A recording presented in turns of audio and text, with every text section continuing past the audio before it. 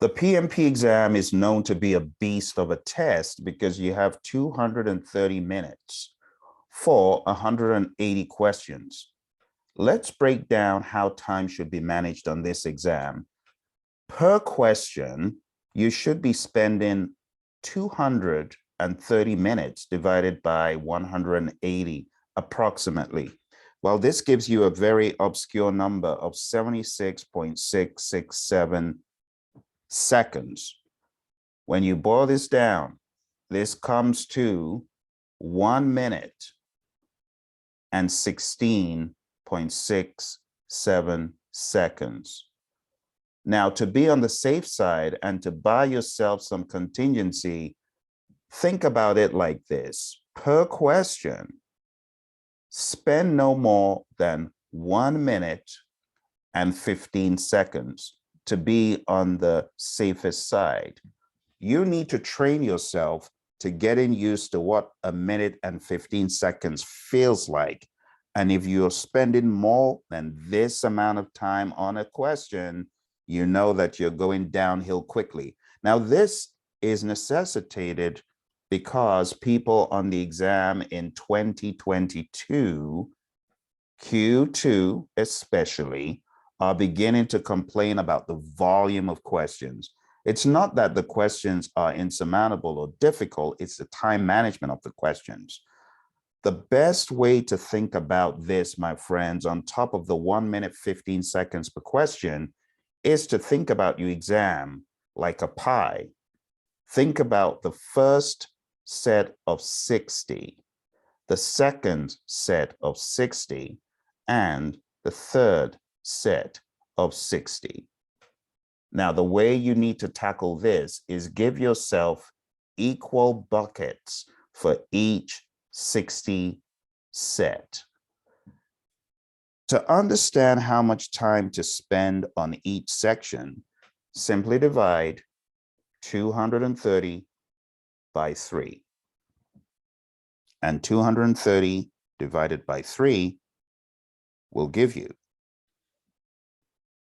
again, that magic number, 76.6667. In other words, 1 hour, 16.67 minutes. To be on the safe side, my friends, peg it at 1 hour and 15 minutes, and then you'll have a little bit of redundancy at the end if everything adds up. So 1 hour, 15 minutes.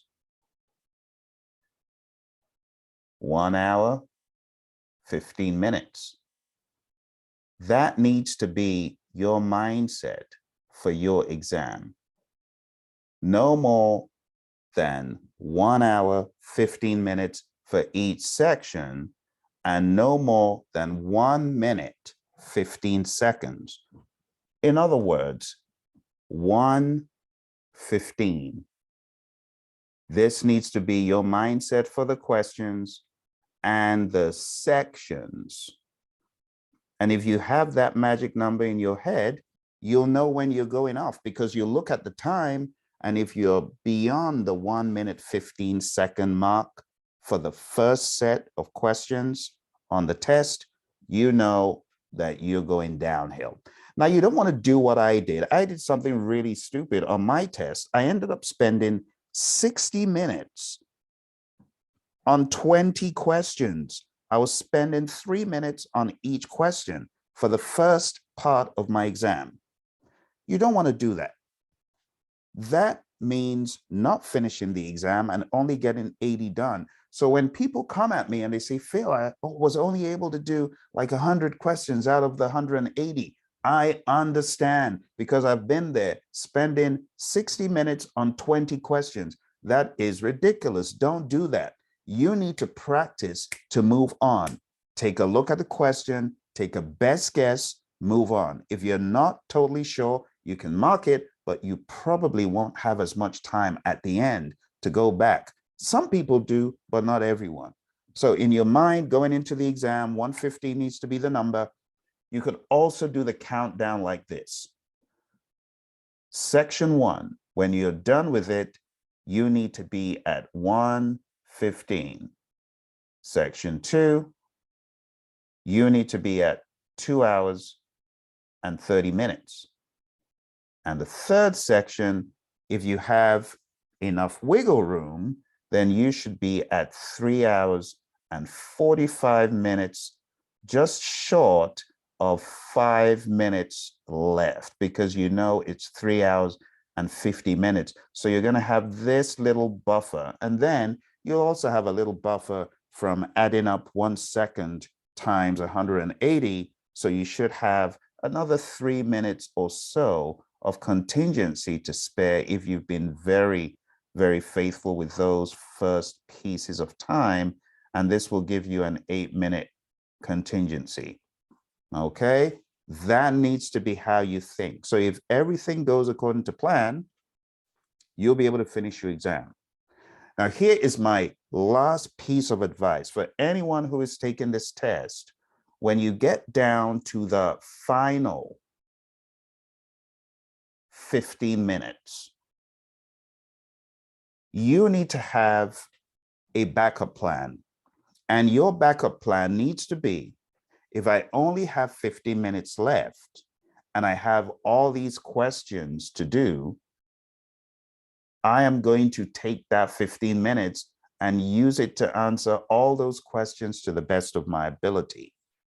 Now, this idea came about when a student of ours, Anne, who has been very instrumental in helping our other students get certified, shared her lessons learned that she had 10 minutes remaining and 40 questions. What did Anne do? She remembered she needed to answer everything. So she spent 10 minutes in answering 40 questions, not just at random with eeny, meeny, miny, mo, but observing based on the mindset that they were taught. Do these options of A, B, C, and D add up to the mindset? If the option did not make sense, then she would not choose it. She would choose the one that was more mindset. And when I say mindset, we're talking about the Agile mindset, the servant leader mindset, the PM takes authority and makes decisions mindset instead of crying to senior management. That mindset, that's what she used. And she was able to answer all 40 questions within 10 minutes. And she had above targets in all those domains. So, my friends, what I'm saying in essence, you need to manage your time on the exam. And if the final time left is 15 minutes when you look at the questions and you see you have 50 left, 60 left, spend those final 15 minutes and make sure you leave no question unanswered. All right? For those of you who are still struggling, my friends, you need to be in one of our boot camps. So go on down to the website right now and take a look at the offers we've got going for you at Praizion.com. We have a lot of live training and we have a lot of short boot camps that are half-day boot camps, one-day boot camps, and full-on 35-hour training for those of you who are just starting and you really need grounding in Agile, very firm grounding in Agile. Maybe you've never done it before. We encourage you, come to our boot camp. It's called Project Management Masterclass. Project Management Masterclass.com. Go on there, sign up. We've got one going right now, and we're going to be starting another one once the July celebrations are over, and you will be able to sign up. All right, so go on down, projectmanagementmasterclass.com. I wish you all the very best on your exam. Don't leave any stone unturned. Take no prisoners. Clean up the exam. Remember, PMI does not give brownie points for not answering the questions. You need to answer the questions because when you answer the questions, you have a 1 in 4 chance. Think about that. You have a 25% chance of getting a question right. Why would you leave that on the table? It's like leaving money on the table. Don't do that. PMI isn't going to look and say, oh, you didn't answer 100 of the questions. Well, let's base your exam score on what you answered. No, that's not going to happen. All right. All the very best, my friends. And if you got questions, put them in the comments below. Bye for now.